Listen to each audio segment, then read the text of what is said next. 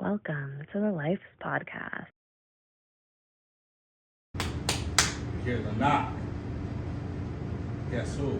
It's the po-pos. It's the police, man. Johnny Law. It's the police. Yeah. They see me, because we open the door or whatever, right? So they see me, they see the roommate, and they're like, yeah, step out. I was like, all right. Tell us to turn around. We turn around, and boom, they put the cuffs on us. So now they're telling us to sit down, whatever, what's going on, blase. Yes. And it's nothing but, just a few friends, a few hundred friends. Absolutely. So, with that, they were pretty much like, all right, well, you guys got a noise complaint. You have to shut this down, and we're gonna throw you a noise complaint ticket. So a noise complaint ticket, if you don't know, it's like an infraction. It's not a misdemeanor or felony, but nonetheless, we still have to go to court. Yes. Right? So, boom, we shut the party down, whatever. We still have a couple of friends, close friends there, whatever. Yeah. The night ended up good. You know what I mean? We still had a couple girls in there, whatever. Okay. But reality hits that next morning, and we get the ticket.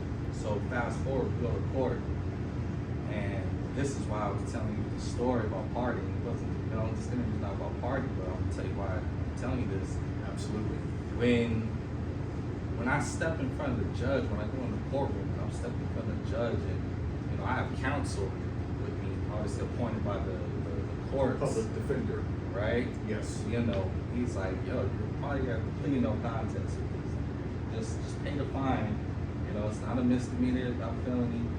Just pay the fine and get through it. But when I look at the judge, man, and he's like, well, what are you gonna do? Like, how do you plead with this? And something hit me to where I was like, yo, this is not a game. No, not at all. You know what I mean? I don't like the aspect of being in a courtroom. And you know what I'm saying? It's like you're a black man. Yep. And you're not supposed to be here. They want you here. You're not supposed to. You're not supposed to, because right? So it's like whatever. Yes. We'll pay the fine. And I remember getting out of there, and the fine was it was like $500 by the way, which for a 21-year-old, that's a lot of money. $500 is a lot of money. Yes. You know what I mean? And so something, I don't know what it was, but something hit me and woke me up to where I was like, yo, like I'm done with this party and stuff. That was your wake-up call. That was the wake-up call. Yes. And some of the roommates, they didn't care. They were still like in that phase. In that mode, in that Yes. phase. It's like, yo, I'm kind of done. Yeah. You know what I mean? Like, I think I need to start taking this thing serious. Because what had happened through that time frame was I had to change my major. I was a business major. I wanted to be a sports agent. Yes. But because I wasn't focused, right, wasn't getting the grades that I needed to. So my guidance counselor is telling me like, hey, you might need to go to community college and you take some of these classes. I'm like, oh, Yeah. So I ended up changing my major to political science, which was probably a blessing in disguise. Yes. That led me into public policy, but nonetheless, just going back to it, that was like my wake-up call. Nice. You know what I mean? And after you finished at Cal State San Marcos, you finished with a bachelor's, correct? Yeah, so that's what it was, man. Bachelor's in political science. Exactly. So I eventually finished up with a bachelor's in political science. I think that last year of college, man, it was all academics. You know what I mean? It was no partying. I don't think I went to any clubs. It was just like academics. Yes. And this is important to say, like, this was this transition into young CJ becoming an adult.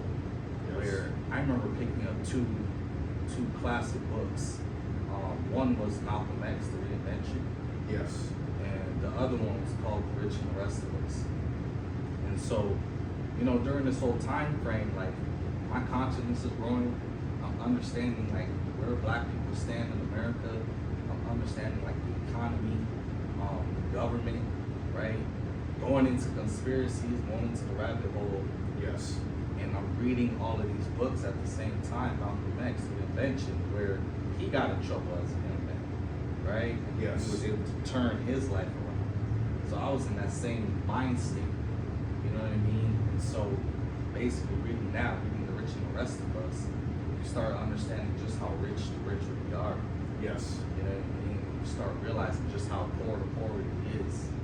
And so that kind of hit me to where I was completely like in a different mental.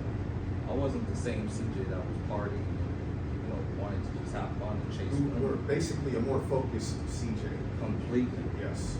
I was a CJ that wanted to learn Succeed. more, Yes. right? Succeed, obviously, this was something that I wanted to do. It was like, yo, when you graduate, what are you gonna do? Yes.